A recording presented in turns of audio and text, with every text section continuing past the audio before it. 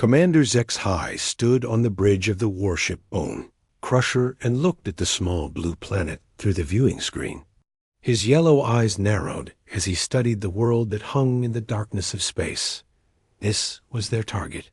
This was where they would find their next victory. HFY was tall and strong, like all members of the Krellian race. His skin was dark green and covered with tough scales that could stop most weapons. His hands ended in sharp claws, and his mouth held rows of pointed teeth. He had fought in 12 different star systems and had never lost a battle. The other warriors respected him because he was fierce and smart. "Sir, we are getting readings from the planet," said Lieutenant Vactor from his station. "There are many cities down there.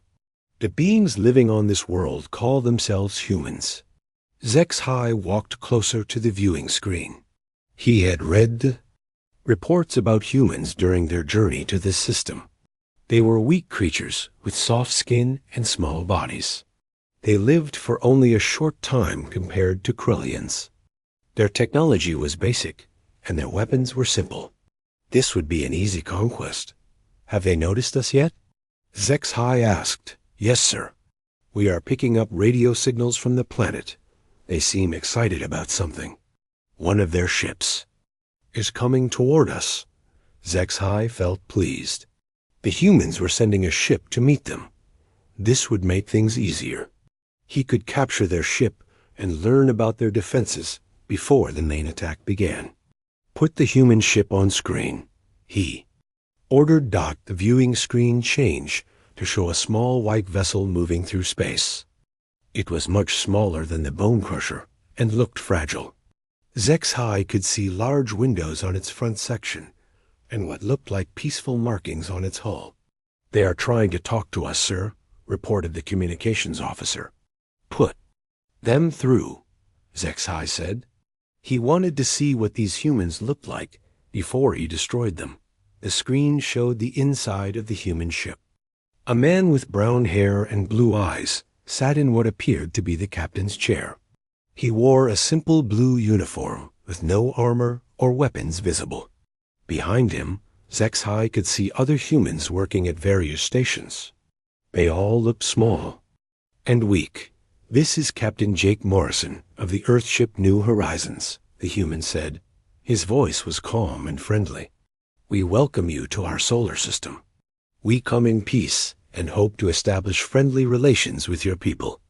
HFY almost laughed. These creatures thought they could talk their way out of conquest. They had no idea what was coming for them.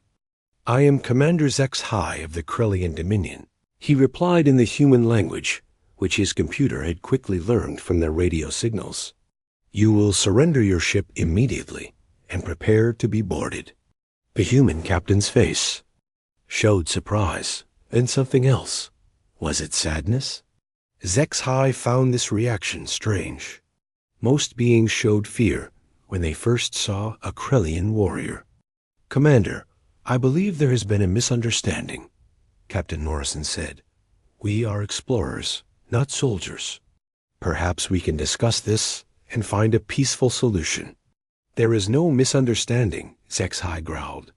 "Your world belongs to the Krellian Dominion now. You will surrender or be destroyed."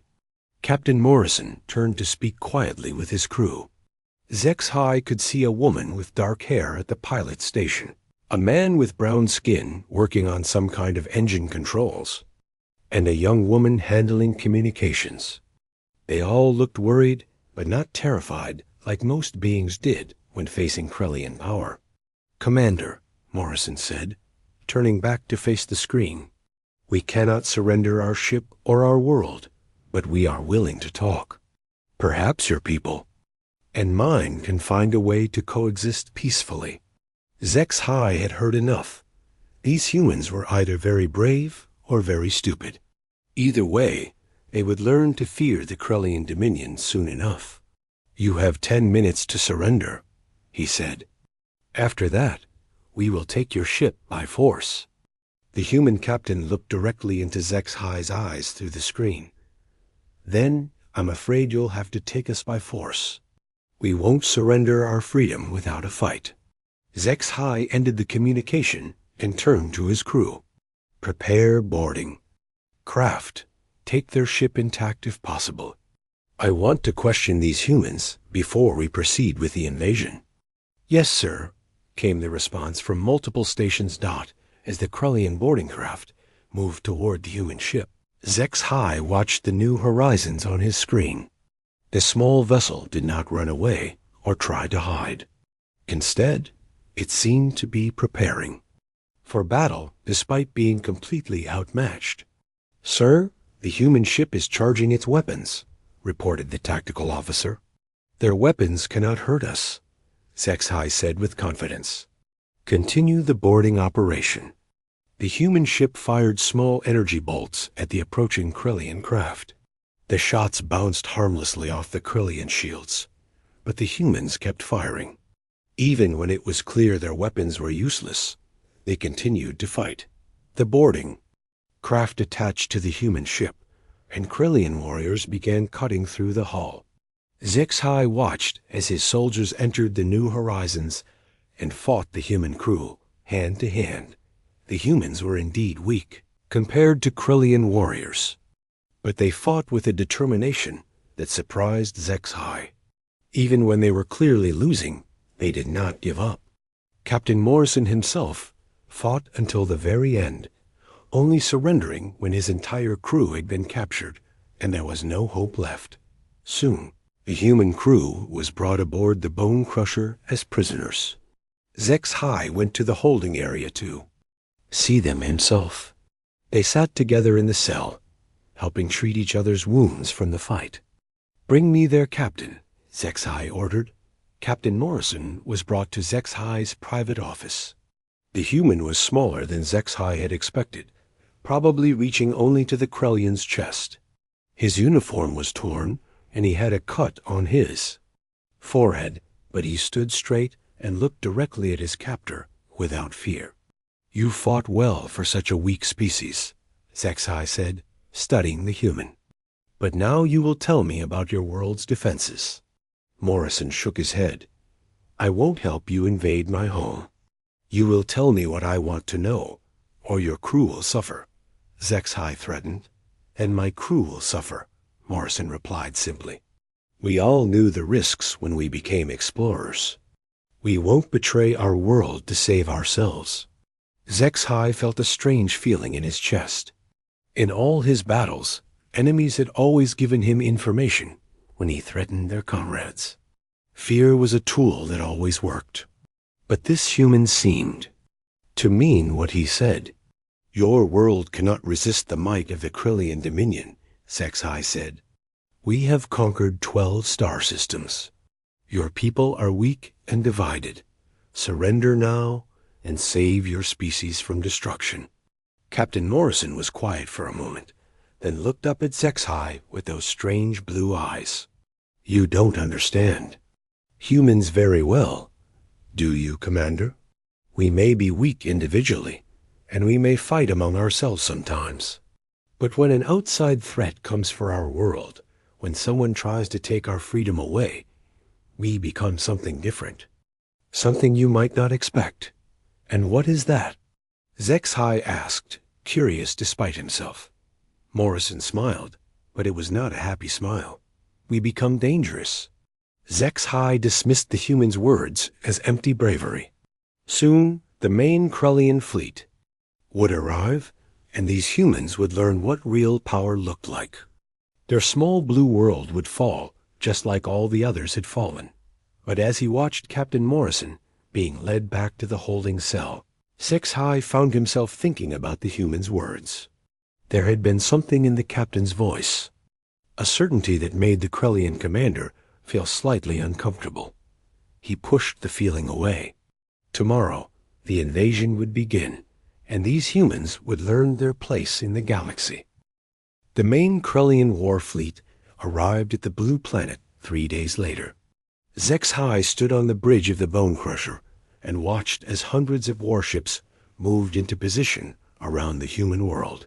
Supreme War Chief Thegmer commanded the fleet from his massive flagship, and every ship carried thousands of warriors ready for battle.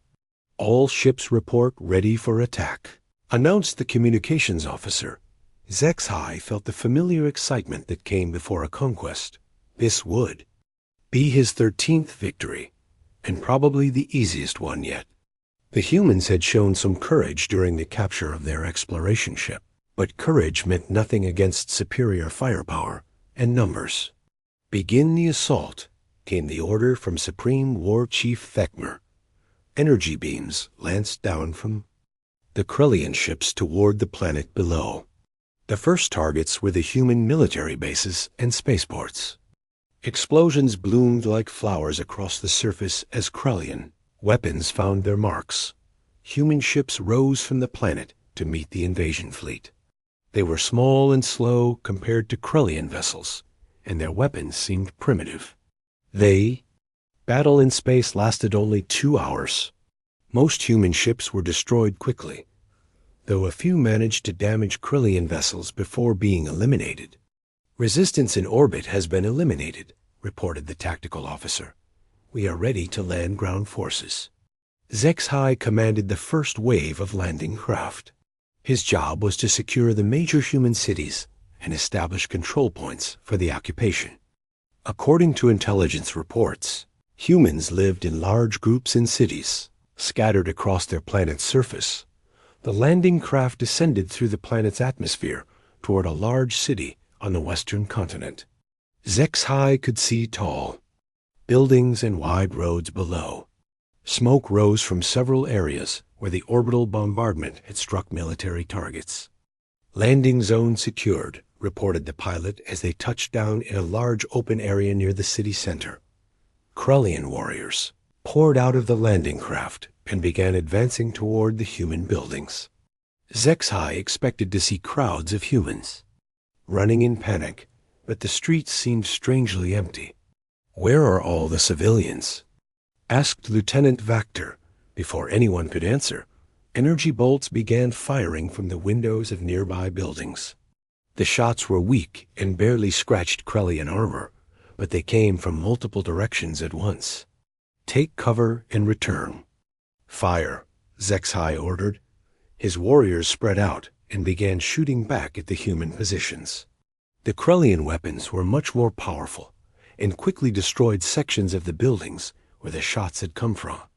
But as soon as they eliminated one group of human fighters, more appeared from different locations, as they moved deeper into the city. Zexhai began to notice strange things. The humans were not fighting like any enemy he had faced before. Most species tried to protect their civilians and surrender when faced with overwhelming force. But these humans seemed to have turned their entire city into a battlefield. "Sir, we found something," called Sergeant Kelver from down the street. Moved to where his warrior was standing. In front of a large building, several human vehicles had been arranged to block the road. Behind this barrier, dead human soldiers lay where they had fallen. But what caught Zexhai's attention was a sign written in the human language that someone had placed among the bodies. "What does it say?" he asked the computer translator. The translation reads, "You will have to kill every last one of us." Zexhai stared at the sign. Most conquered species begged for mercy or tried to negotiate surrender terms. These humans seemed to be promising the opposite. The fighting continued as they moved through the city.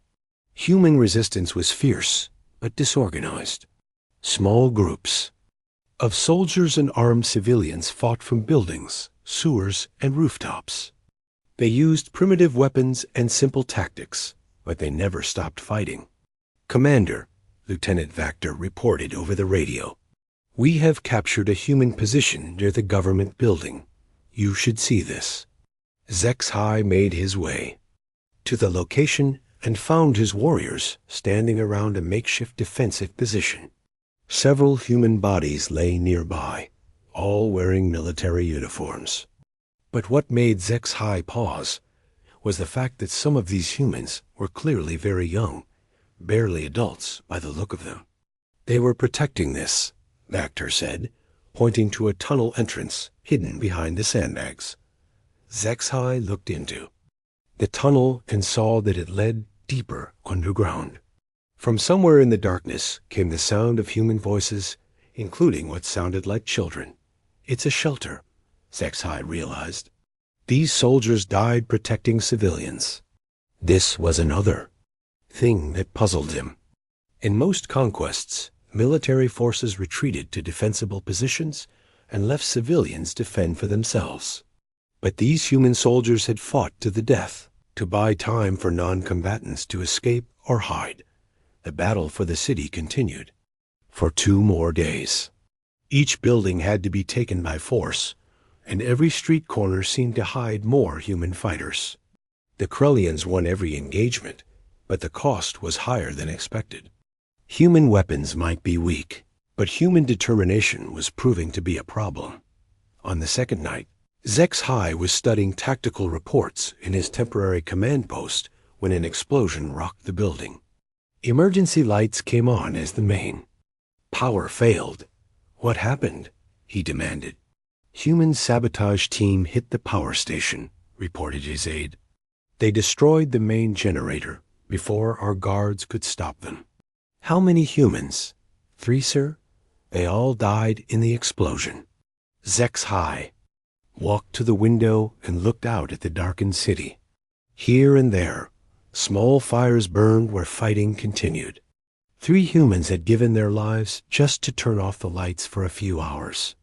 It seemed like a pointless sacrifice, but as the night wore on, Zex-Hai began to understand.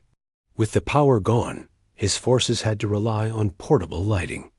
This made them easier targets for human fighters who knew the dark streets better. Several Krellian patrols were ambushed during the night.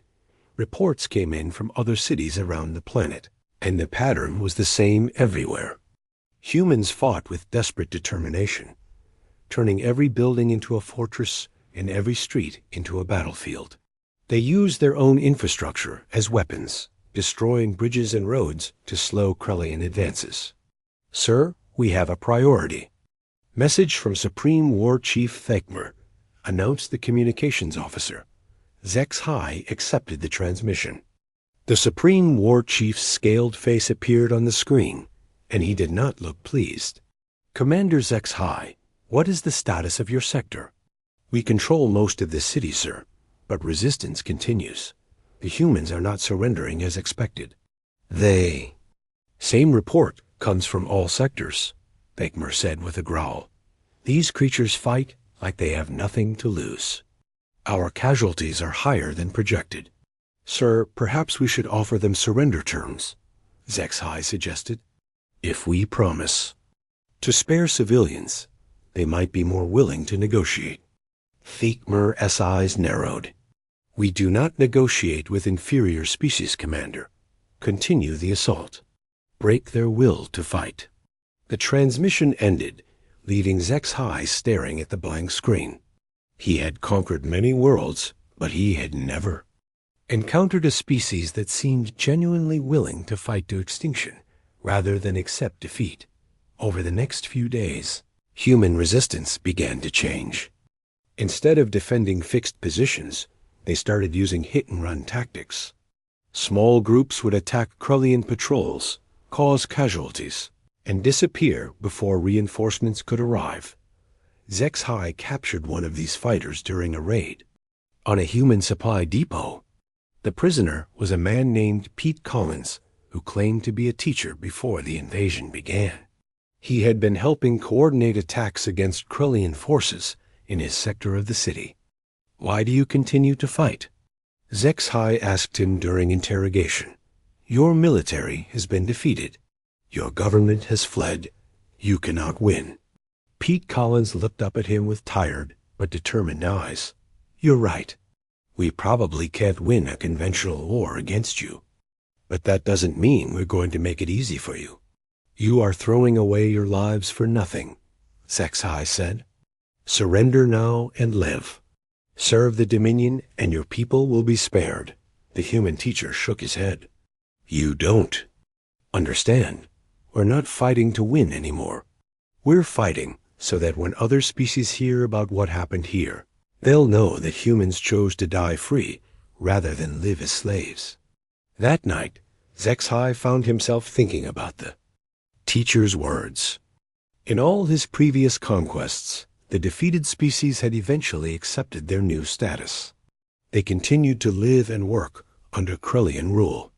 But these humans seemed to view death as preferable to submission. He was beginning to wonder if Supreme War Chief Thekmer had underestimated what they were dealing with on this small blue planet. 3 weeks into the invasion, Zexhai began to see things that made him question everything he thought he knew about warfare. The humans were not fighting like any enemy he had ever faced before. They were doing things that made no sense from a military perspective, yet somehow these actions were making the conquest more difficult than it should have been. The first incident that truly puzzled him happened during an assault on a human military base outside the city. Sergeant Dan Williams led a small group of human soldiers who had been cut off from their main force for 3 days. They had no food, no sleep, and no hope of rescue. By all logic, they should have surrendered. Instead, they continued fighting. Zexhai watched through his field scopes as these humans held a strategic bridge that Krellian forces needed to cross. The humans could have retreated and saved their lives, but they stayed and fought because civilian evacuations were still happening in the area behind them. Why don't they withdraw? Lieutenant Vactor asked as they watched the battle.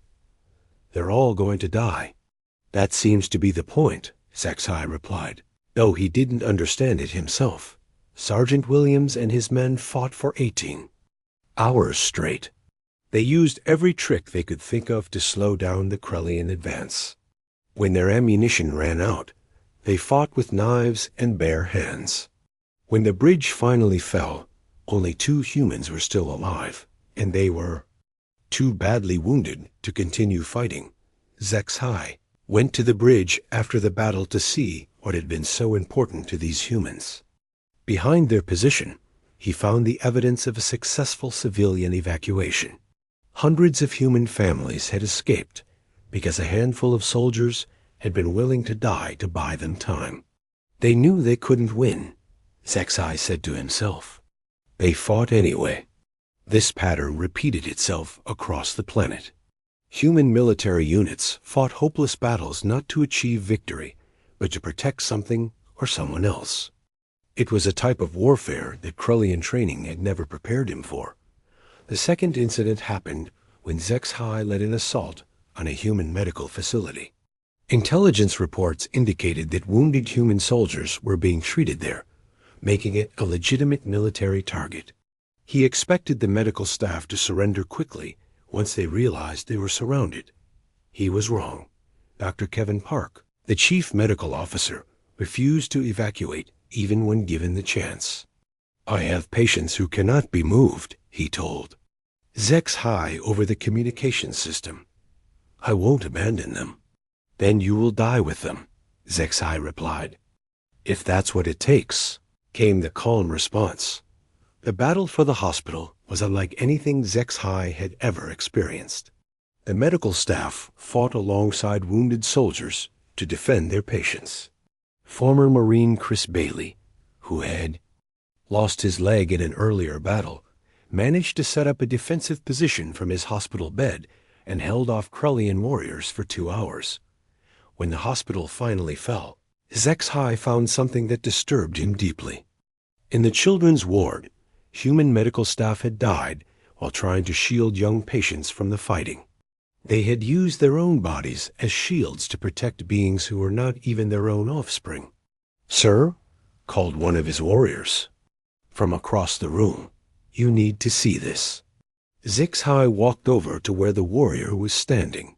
On the wall was a drawing made by one of the human children. It showed stick figures of humans and aliens holding hands under a bright sun.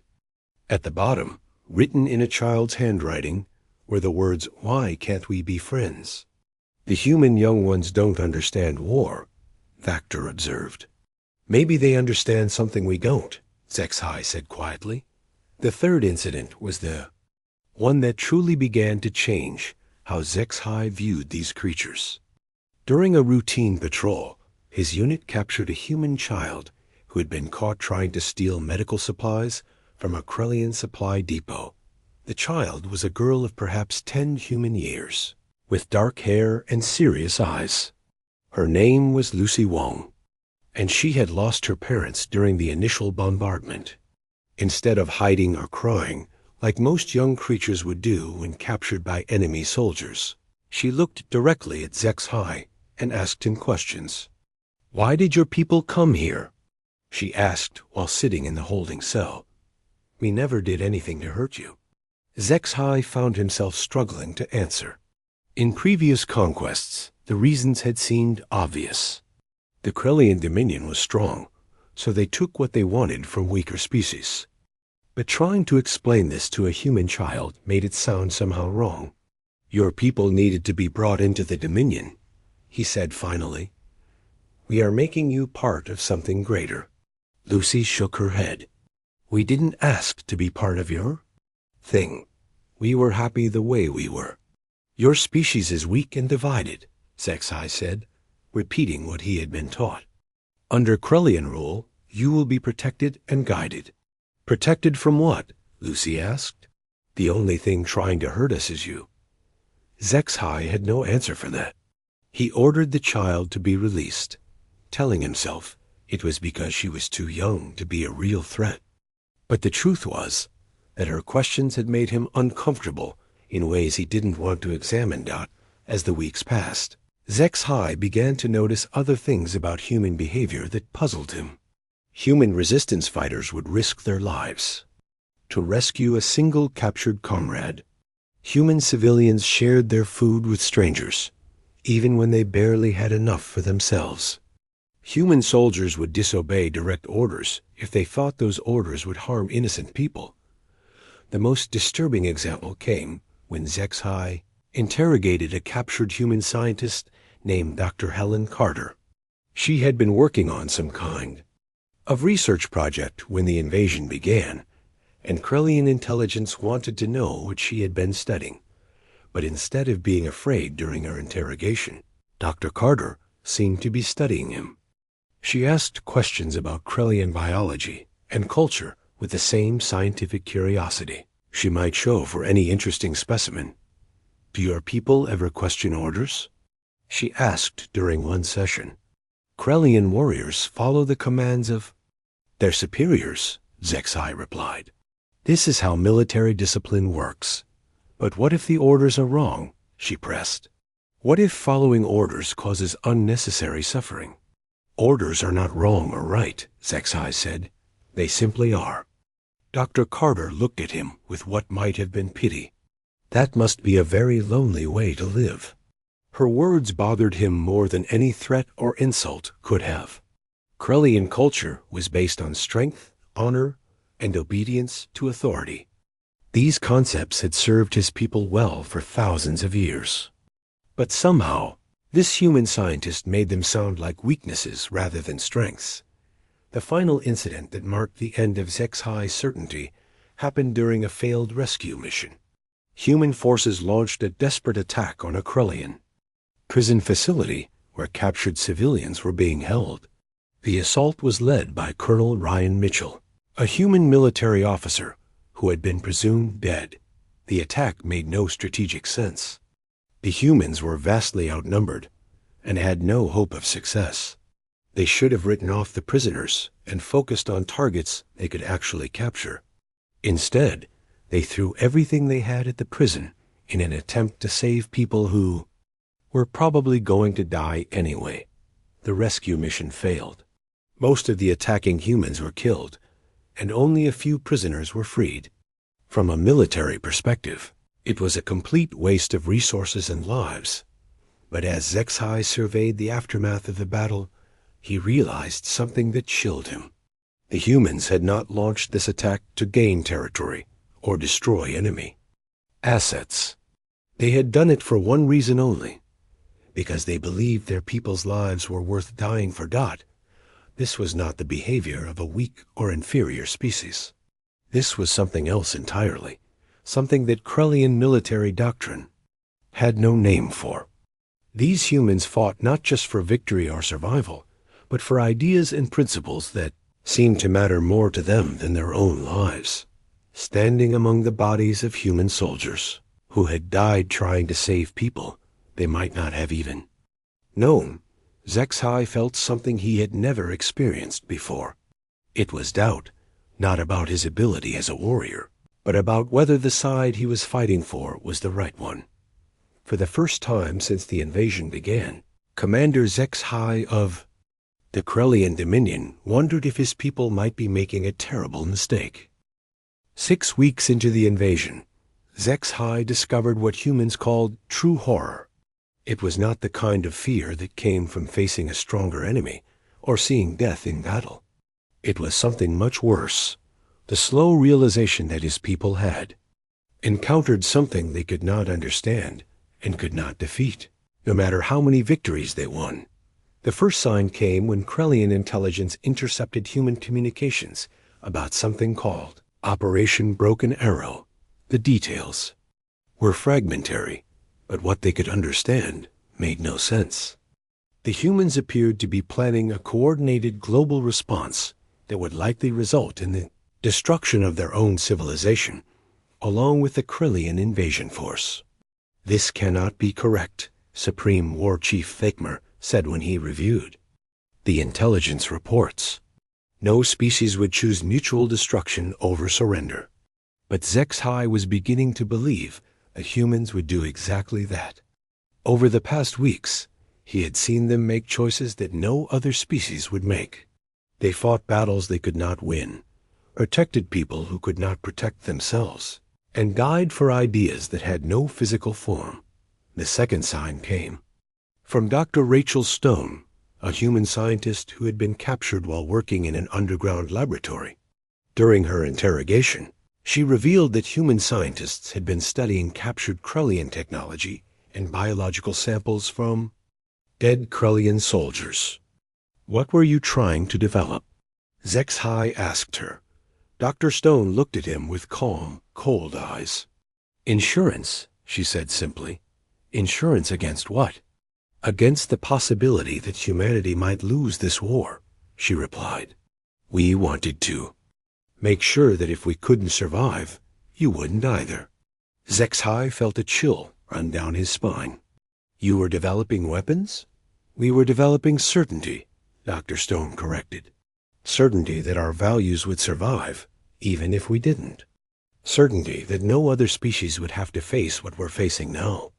She explained that human scientists had created a biological weapon specifically designed to target Krellian physiology. It was not meant to be used as a tool of conquest or revenge. It was meant to be a final statement that humanity would rather face extinction than accept slavery. "You're talking about genocide," Zexhai said, horrified. "No," Dr. Stone replied calmly. "We're talking about freedom. The freedom to choose our own fate, even if that fate is death." This conversation haunted Zexhai for days. In all his military training, he had been taught that survival was the ultimate goal. Any species would eventually surrender rather than face extinction. But these humans seemed to view survival as less important than independence. The third sign came when human resistance forces began changing their tactics again. Instead of hit-and-run attacks designed to cause casualties, they started launching coordinated strikes aimed at forcing Krellian forces to make impossible choices. The most effective of these was an attack on a Krellian supply convoy that was also carrying human prisoners. The human resistance fighters could have easily destroyed the convoy from a distance, but that would have killed their own people. Instead, they launched a close-quarters assault that gave the prisoners a chance to escape while maximizing Krellian casualties. "They saved their people and hurt us at the same time," Lieutenant Vactor observed after the battle. "How did they know we would not simply kill the prisoners rather than let them escape?" Zexhai realized the answer, and it disturbed him deeply. The humans had counted on Krellian honor. They knew that Krellian military doctrine forbade the unnecessary killing of prisoners. So they had used that knowledge against him. They understood their enemies better than their enemies understood them. The fourth sign was the most troubling of all. As the invasion continued, Zexhai began to notice that his own warriors were becoming affected by what they were seeing. Krelian. Soldiers who had fought in dozens of battles were beginning to question their orders. Sergeant Kelver came to him after a particularly difficult battle in a human residential area. Sir, the humans were using their own homes as defensive positions. When we finally took the area, we found families who had died together rather than abandon their dwellings. Civilian casualties are unfortunate, but inevitable, Zexhai said, repeating standard military doctrine. But sir, they weren't just casualties, Kelder said. They chose to die. Parents held their young ones, while our weapons fire came through. The walls, they could have surrendered, but they didn't. Zexhai saw something in his warrior's eyes that he had never seen before. Doubt. Sergeant Kelver was beginning to question whether what they were doing was right, and that doubt was spreading to other warriors in the unit. The fifth sign came when Zexhai received reports about human behavior in occupied territories. Instead of adapting to Krelian rule like conquered species usually did, the humans were becoming more resistant over time. They refused to cooperate with occupation forces, even when cooperation would have made their lives easier. Children in occupied schools refused to learn Krelian language and history. Workers in captured factories found ways to sabotage production without being caught. Medical personnel treated human patients, but refused to provide care for Krelian soldiers, even under threat of death. They're not trying to win, Zexhai realized during a strategy meeting with his staff. They're trying to make conquest impossible. What do you mean, sir? Asked Lieutenant Vactor. Every other species we've conquered has eventually accepted Krelian rule because the alternative was death, Zexhai explained. But humans seem to prefer death to submission. They're not fighting to defeat us militarily. They're fighting to prove that they cannot be conquered. The final sign came in the form of a message that human resistance forces broadcast on all frequencies throughout the solar system. It was not addressed to the Krelian invasion force, but to any other alien species that might be listening. The message was delivered by Captain Jake Morrison, the same human that Zexhai had captured weeks earlier. Somehow, Morrison had escaped from Krelian custody and was now speaking for his entire species. To any civilization that receives this transmission, Morrison said, looking directly into the camera with those strange blue eyes, we are the humans of Earth. We are currently under invasion by a species that calls itself the Krelian Dominion. They came to our world expecting easy conquest, and we want you to know what they found instead. The message went on to describe human resistance efforts, not as a military report, but as a statement of values. Morrison explained that humans were willing to fight to extinction rather than accept slavery, not because they were strong enough to win, but because they believed freedom was worth any price. We may not survive this war, Morrison concluded, but we want the galaxy to know that some species cannot be conquered. Some species choose to die free rather than live in chains. If the Krelians succeed in destroying us, remember that they had to kill every last one of us to do it. When the transmission ended, Zexhai found himself staring at the communications console in complete silence. This was not a call for help or a plea for mercy. It was something far more dangerous. It was inspiration for other species who might face Krelian invasion in the future. That night, Zexhai could not sleep. He kept thinking about everything he had seen and heard since the invasion began. These humans were not the weak, divided species that Krelian intelligence had described. They were something else entirely, something that his people's entire military philosophy was unprepared to handle. The true horror was not that humans are strong enough to defeat the Krelian Dominion in battle. The true horror was that they were willing to embrace destruction rather than accept conquest. and that their willingness to die for their principles was making them stronger than any military force could make them. Zexhai realized that his people had made a fundamental error. They had assumed that all species valued survival above all else, just as Krellians did. But humans seemed to value something else more than life itself, something they called freedom, and that made them the most dangerous enemy the Krellian Dominion had ever faced. 2 months after the invasion began, Zexhai found himself face to face with Captain Jake Morrison once again. But this time, the circumstances were very different. Morrison was no longer a prisoner. He was the elected leader of the unified human resistance, and he had requested a meeting under a flag of truce. The meeting took place in the ruins of what had once been a human government building. Zexhai brought a full squad of warriors, expecting either a trap or a surrender. What he found instead was Morrison sitting alone at a simple table, with no weapons and no guards visible. "Commander Zexhai," Morrison said, standing as the Krellian entered the room. "Thank you for agreeing to meet with me." "You requested this meeting," Zexhai replied, his hand resting on his weapon. "What do you want?"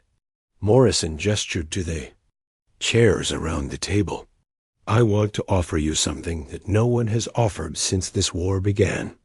I want to offer you a choice."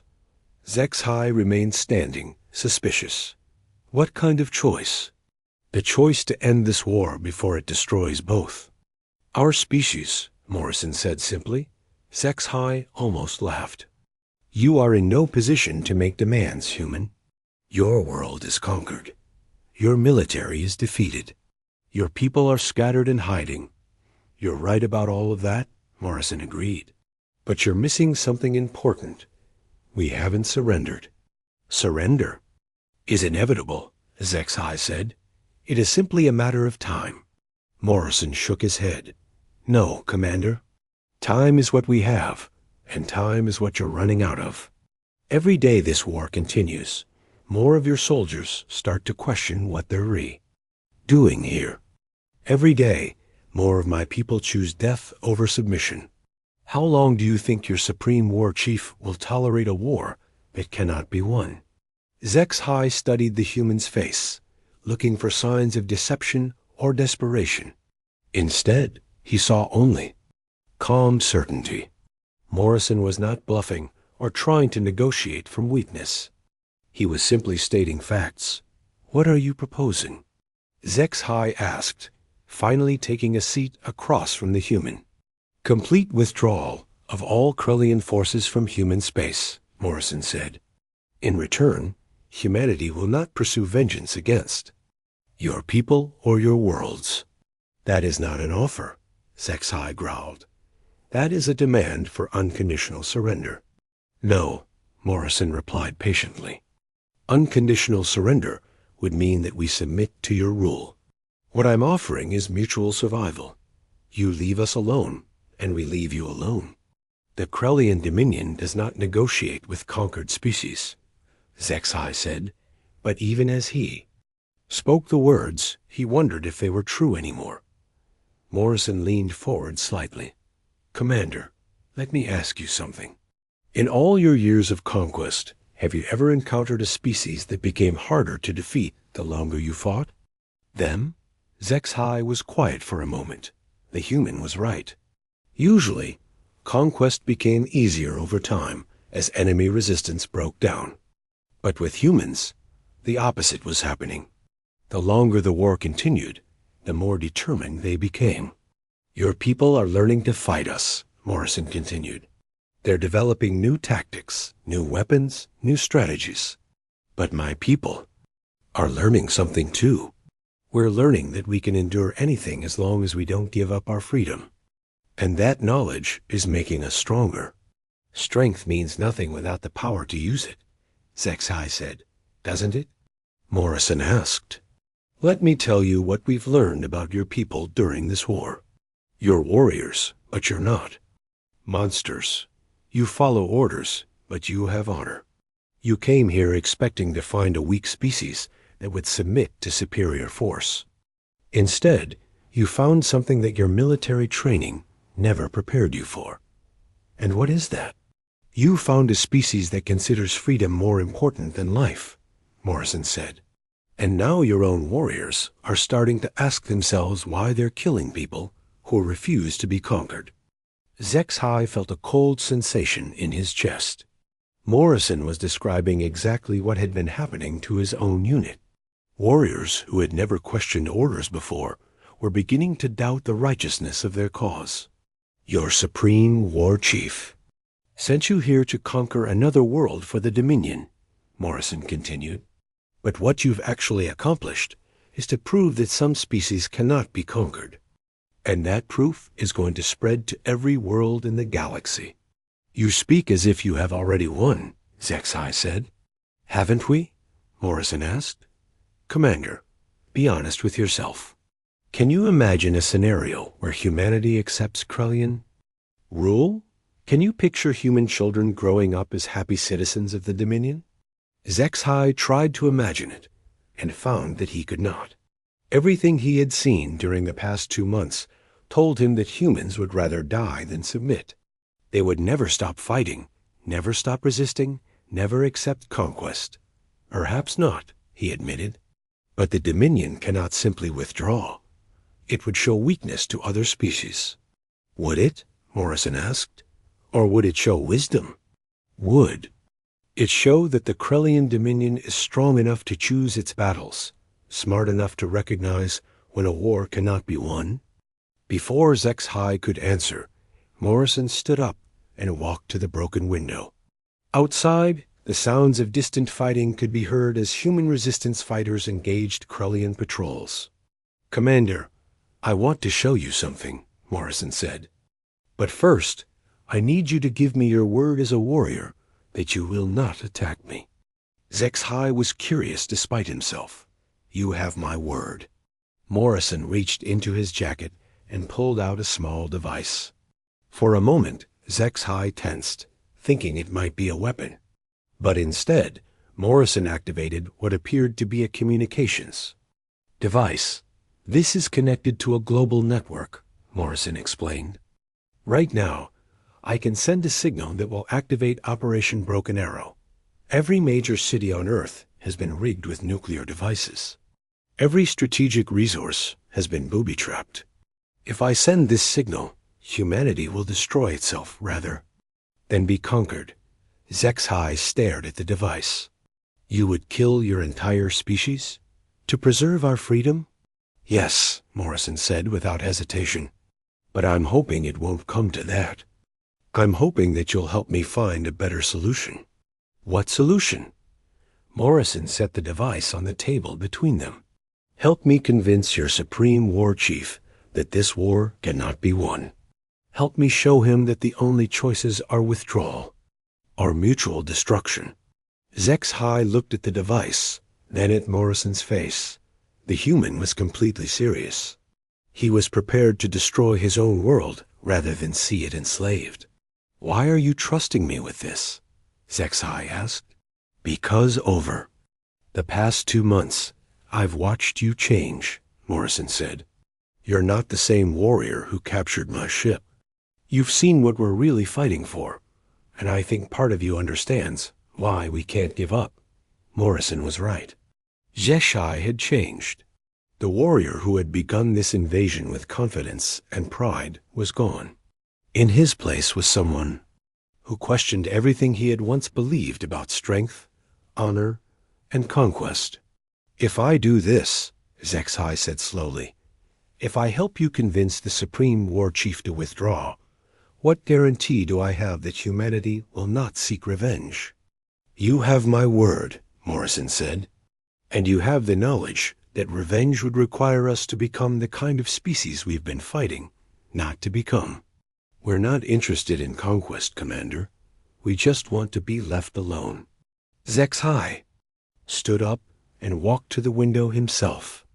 Below, he could see human civilians helping wounded resistance fighters. They moved carefully, but without panic, as if they had grown accustomed to living in a war zone. These people will never surrender, he said, finally accepting what he had been trying to deny for weeks. "No," Morrison agreed. "They won't. The question is whether your people can live with that reality." That evening, HFY requested a private meeting with Supreme War Chief Thekmer.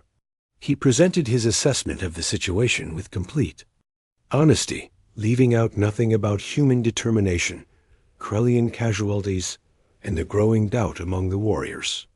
"You are suggesting that the Krellian Dominion withdraw from a conquered world," Thekmer said when HFY finished his report. "I am suggesting that we cannot actually conquer this world," HFY replied. "We can destroy it, but we cannot rule. The humans will never accept our authority." Thekmer was quiet for a long time. Finally he spoke. "In your opinion, Commander, what would happen if we continued this war?" "We would eventually kill every human on the planet," HFY said. "But they would make us pay such a high price that other species would know they could resist us too. We would win this battle, but lose the war for galactic dominance." 3 days later, the Krellian fleet began withdrawing from human space. There were no ceremonies, no formal surrenders, no treaties signed. The ships simply left, carrying with them the knowledge that they had encountered something unprecedented, a species that could not be conquered, because it refused to be conquered. As the bone crusher moved away from the small blue planet, HFY stood on the bridge and watched Earth grow smaller in the distance. He had come here expecting to add another easy victory to his record. Instead, he had learned something that would change how he viewed warfare forever.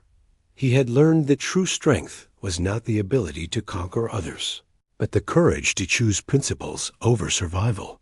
And he had learned that some species, no matter how small or weak they might appear, possessed a kind of power that no military force could overcome. The humans had taught the Krellian Dominion a lesson.